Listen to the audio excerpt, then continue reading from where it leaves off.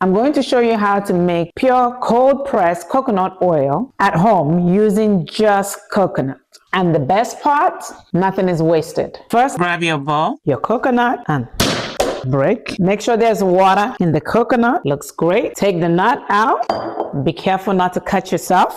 Remove the brown part. You can either use a potato peeler to remove it like so, or use a knife to remove it like this, but be careful not to cut yourself. I find it much easier to use the knife. It is not necessary to remove the brown part of the coconut, especially if you're not making the flour, but I am using the pulp to make coconut flour, so I'm removing it so that I can have that snow white coconut flour. Next, we wash it. You can even see that the oil is beginning to separate. We chop it into smaller pieces.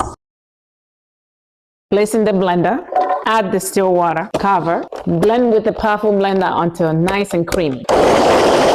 Strain. You can use a mesh strainer or you can strain in a cheesecloth. Pure coconut milk. You can save some of it.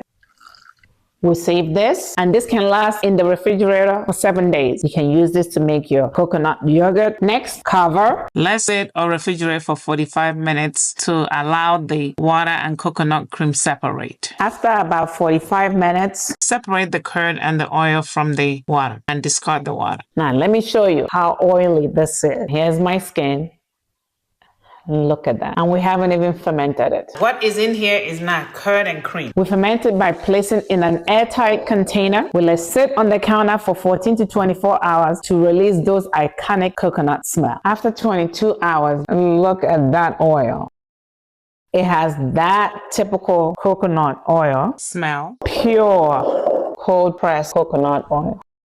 Separate the oil from the curd, then place in the refrigerator in a cold place to solidify to get your typical coconut oil. Voila! That's your pure cold pressed coconut oil. No heat, no chemicals, no junk. This oil is a game changer for cooking and baking, glowing skin and anti-aging, hair repair and growth, natural deodorant, and DIY lip balms. And yes, you just made it in your own kitchen. Would you try this at home? Drop oil in the comments and follow to see how I turn the leftover pulp into coconut flour in part 2.